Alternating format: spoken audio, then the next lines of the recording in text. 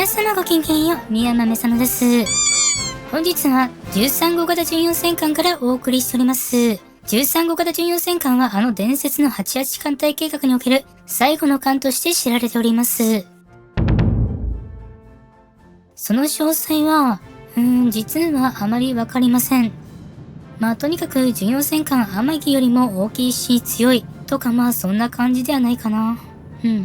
13号型巡洋戦艦の特徴、それは戦艦大和に並ぶ46産地砲が搭載されているという点ですかね。13号巡洋戦艦の性能は当時仮想的だったアメリカ海軍の新型戦艦サウスダコタを打ち砕くことにあります。サウスダコタといってもこれじゃなくてこっち。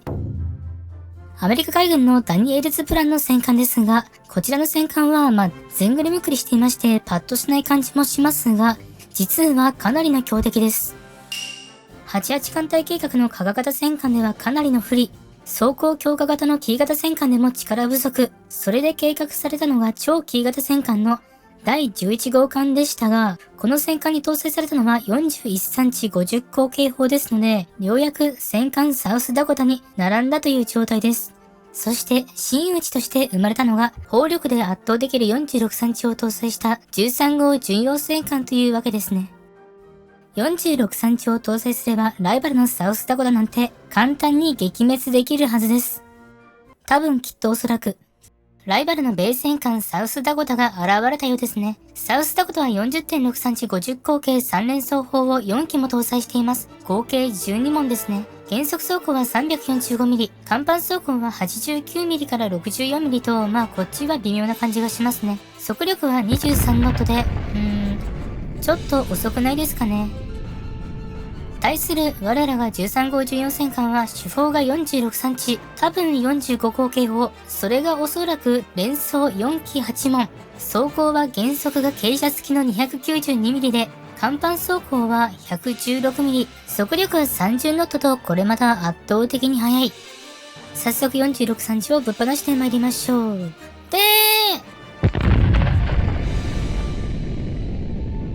弾着命中。やっぱり46産地砲はいいですよね。サウスダコタの減速走行 345mm は1920年頃の41産地45口径砲だとおそらく距離12キロよりも近づかないと走行を貫通することはできませんが、46産地砲ならばもっと遠くから貫通することができます。ただ具体的にどの地点から貫通できるかはわかりませんね。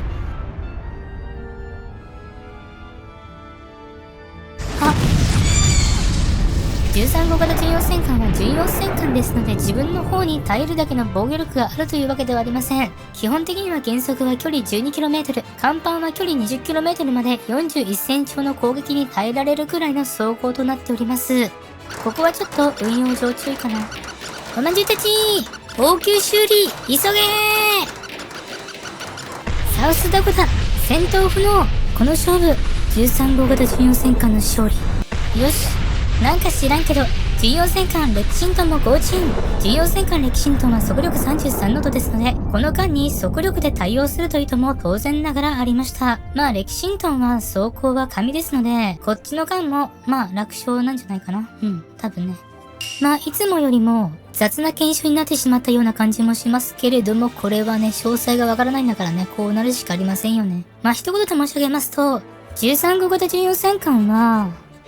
巡洋戦艦というよりも高速戦艦といった方がいい性能ですね。金剛の強化版というか、アイオワというかね、そんなような軍艦だと思います。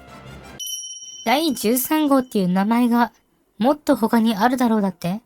皆さんね、お察しの通りだと思いますけれども、13号型巡洋戦艦はすでにお分かりの通り幻の戦艦です。実は13号型巡洋戦艦として紹介したこちらの46産地を搭載した姿、結構有名な画像をベースとしておりますので、割とね、広くね、知られているんですけども、実はこれ全然確定した姿とは言えないんですよね。13号型巡洋戦艦はもっとすごい複雑な問題がありまして、ロマンの塊であるとも言えますし、なかなか全体像が見えづらい艦だとも言えるかもしれませんが、そういった部分はですね、動画を最後までご視聴いただけますとわかるかと思いますので、よろしければ最後までのお付き合いを何卒よろしくお願いいたします。これはなんだね。ああ、この案は平賀譲自身のメモにあった仕様で、そのままバーチャル空間に復元した13号型巡洋戦艦のプランの一つですが、主砲は 46cm 砲6門、速力35ノット以上を発揮する予定だったのだ。そうではない。なぜ13号型巡洋戦艦だけでも4隻、主力だけでも合計戦艦8隻、巡洋戦艦8隻も作らねばならんのかということを聞いているのだ。それはアメリカ海軍の艦隊整備計画、ダニエルズプランに対抗する必要があるからですが、日本国の国防上やむを得ない。陸軍としては海軍の提案に反対である。確かに対戦景気の影響は大きいが、1920年の国家予算における軍事費の割合は6割を超えている。 GNP に占める軍事費の割合にしても 5% をかなり超える水準だ。何より気に入らないのはシベリア出兵という有事であるのに、なぜ陸軍よりも海軍の方が予算が大きいのだ。海軍としても財政上懸念点がないわけではない。ただ海を隔てた先にある国が大量の戦艦を建造している以上、これを見過ごすわけにはいかん。米国とは明治維新以来の友好国であったし、エスカレーションは避けねばならん。今は大陸の権益を守ることに注力すべきではないか。いや、大規模な艦隊整備は必ず必要だ。日露戦争時の戦艦は全てが旧式化しているし、帝国議会もまた米艦隊の脅威に対処することを望んでいる。特にアメリカの戦艦サウスダコタに対抗するためにはより強力な戦艦が必要なのだ。私としても米国に対応できる海軍力自体は否定しておらん。しかし例えば新たに設計された加賀型戦艦で十分ではないのかね。第13号艦のような巨艦ならばそれだけ予算がかさむものだ。それは難しい話だ。米戦艦のサウスダコタの主砲は 40.6cm 50口径砲とそれに相応する防御力を持っている。先ほどのシミュレーションのように加賀型で対処することは難しい。我が方の本命としては第11号艦で、この艦は 41cm 50口径砲を3連装あるいは4連装化しており、サウスダコタを上回る能力がある。4連装砲、いささか実現性には疑問に思うが、しかし第11号艦が本命というならば、そのまま第11号艦を6隻建造という手もあるまいか。あえて13号型巡洋戦艦という新しい艦を作り出す必要性に欠けている。実は計画の進捗によってはそうなることはありえなくはない。ただ13号型巡洋戦艦が実際に計画されていたという事実は変わらない。例えば1921年12月、平賀譲造戦艦が提出した意見書新戦艦型についてにその存在が明確に記されていますが、そこでは88艦隊最後の4隻の巡洋戦艦という言葉が使われており、この艦が正式に戦艦ではなく巡洋戦艦として構想されていたことがわかる。この時点というのは確実に言えないのがやはり46産地方開発のスケジュールにありますが、次は46産地いや48産地方の射撃実験をバーチャル空間で行っていこうと思う。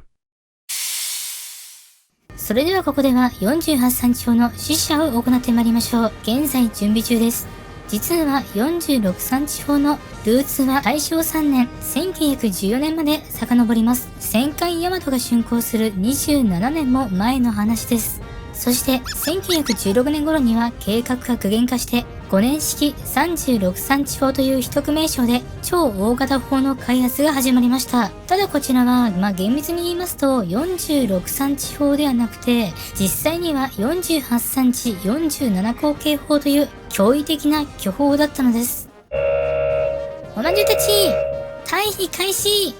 よし、大丈夫ですね。撃てー。何か飛んでいったような。1920年12月にはなんと48産地砲の試射にも成功しているんですね。よーし、どんどん撃ちまくれよ。撃てー撃てー撃てー撃てー。ちょっと煙が。まさか。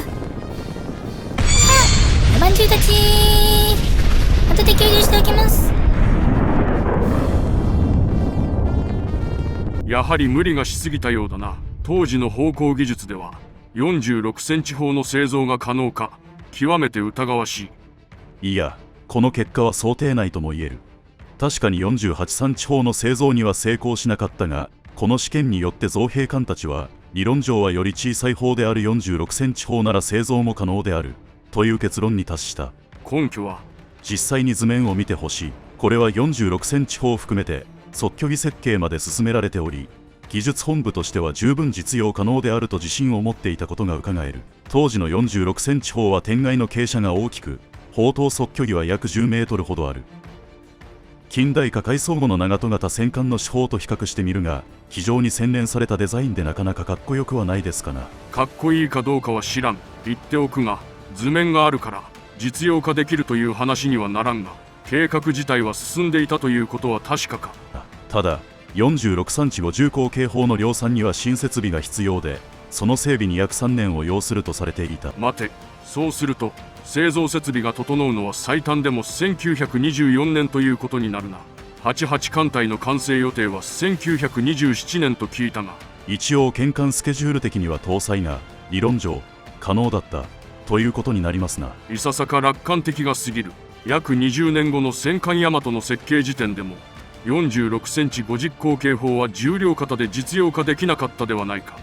これは痛いところを突かれましたな。確かに戦艦大和の46産地砲は重量型などのリスクにより45口径として開発されることにはなった。実際に1920年春の地方研究会でも新戦艦に46産地50口径砲10門を搭載する案が検討されて入ったのだが、同時に現段階で製造は困難との結論が出ている。これは妥当な判断ではある。そこで平賀譲造戦艦は46産地45口径砲の搭載を提案しているが、これも採用には至っていない。結局13号型巡洋戦艦はその全貌が明らかとならないまま、88艦隊計画そのものは軍縮条約によって消滅したということだな。ここからは、もし第13号型巡洋戦艦が実際に建造されるとしたらどのような姿になるのか、状況を整理しつつその姿に迫ってまいりましょう。最も保守的な設計は 41cm50 口径砲を搭載したプランで、建造スケジュール的に1924年までに46センチ砲の製造の設備が間に合わなかった場合を示しています。今回は11号艦の設計プランの一つである H 案とほぼ同一のデザインとしましたが、11号艦のデザインは3連装砲の方が有力であり、かなり想像を含んでいる点にご注意ください。戦艦である11号艦の速力は不明ですが、天城型よりも 1.2 ノット程度は低下するという試算もあり、13号型巡洋戦艦では30ノットの速力を出すために巡洋戦艦用に船体を再設計したということを想定しています。ただこの案では両艦に決定的な差は少ないため、専門家の中では46センチ砲が間に合わない場合、11号艦がそのまま6隻建造される可能性も指摘されています。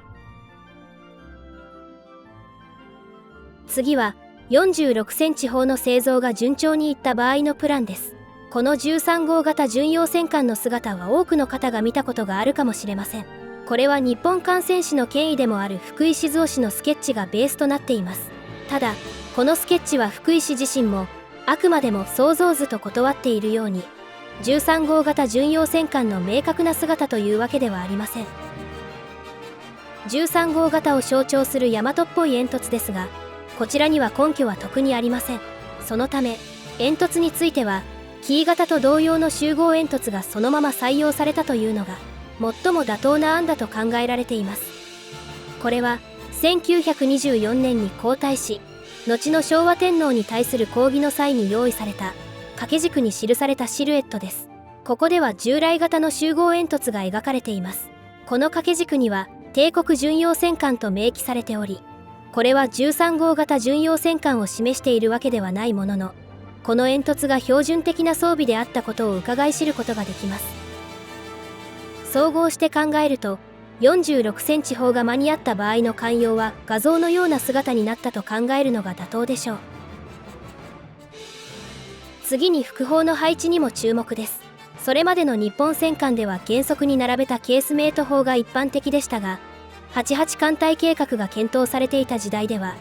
砲塔型の副砲も検討されています。当時の戦艦長門の砲術家の記録にも近く採用される連装副砲は砲位板関連設備を施すのに公的であるとあり、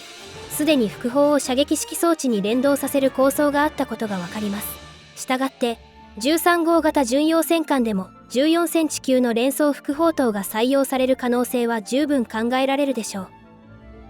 ただし平賀譲は後年の金剛大艦の設計の際、重量配分の都合などからケースメイト砲と砲塔型の副砲の両方を採用しており、このようなハイブリッド式に落ち着いたという可能性も否定できません。以上が88艦隊計画の当尾、13号型巡洋戦艦の設計プランなどのまとめでした。紹介した通り、13号型巡洋戦艦は決定的な姿は存在せず、そこには様々なロマンや、そして46センチ砲の開発という技術的な障害を乗り越える必要もあったのです。最後に、88艦隊計画そのものの実現性について考えていきます。一般的に88艦隊計画は日本の国力ではあまりにも課題であり、現実的な計画ではなかったというのが通説として語られています。果たして、これは本当なのでしょうか。まずは、当時の各国の GNP と政府支出を比較していきます。これは1900年から1921年にかけての当時の各国の経済規模を示した図になります。あくまでも名目ベースですが、日本はこの年代にかけておよそ6倍も経済規模が拡大している一方、同様に成長しているのがアメリカで 3.7 倍の規模に拡大しています。この経済成長を背景に、1921年の段階で日本の海軍予算はアメリカの約 40% に達しているのです。ただし GNP に対する海軍費は非常に高い水準で、その負担は決して軽いものではありません。次に注目すべきは、かつての覇権国であるイギリスです。イギリスは依然として第2位の海軍予算を持っていましたが、ここでは中央政府の支出に注目していきます。グラフでは日本を赤、アメリカを青、イギリスを緑としましたが、第一次世界大戦の影響などで GNP に対するイギリスの政府支出が肥大化しているのがわかります。つまり、新たな艦隊整備を行う余力は限られていると言えるでしょう。また、かつての5大国は第一次世界大戦により疲弊、国家そのものが激しい変革を迎える中で、当然ながら堅艦競争に参加できる余裕はありません。一方で、1921年において日本の政府支出は GNP の約 10%、アメリカは 7.2% にとどまり、国力にまだ余裕がある状態とも言えました。言い換えれば堅艦競争に参加できる余力があるのは、日米の2カ国しかないとも言えるのです。それでは、88艦隊計画は十分実現可能な計画だったのでしょうか。結論から言えば、必ずしもそうではありません。その大きな理由は、当時の経済システムの制約にありました。当時の国際的な経済秩序の象徴は金本位制です。通貨価値を一定量のゴールドと結びつけるこの制度は、国際的な信用を担保する先進国の証である一方、政府の財政政策は制限されてしまいます。現代の管理通貨制度とは異なり、金本位制下では保有するゴールドの量を超えて通貨を発行することや、政府支出を際限なく拡大することは極めて困難でした。1920年代の日本は大戦の影響で金本位制を事実上離脱していましたが、政府は常に金本位制への復帰を検討していました。つまり当時の日本は抑止力と大国としてのステータスである大艦隊の整備を求めながら、同時に金本位制への復帰のための緊縮財政という矛盾した2つの国家方針の選択を迫られることになります。そして結果的には当時の経済の常識、そして軍縮条約の締結により88艦隊の整備は完全に断念されることになったのです。皆さんはどのタイプの13号型巡洋戦艦が好みでしょうか。ぜひコメントでご意見をお願いいたします。また、88艦隊計画実現の是非などについても熱いコメントをお待ちしております。本日の動画は以上となります。こういった分野に興味がございましたら、我がチャンネルの登録も何卒よろしくお願いいたします。動画への高評価もよろしくお願いいたします。それでは皆様、次の動画でお会いいたしましょう。せねせねせなら、バイバーイ。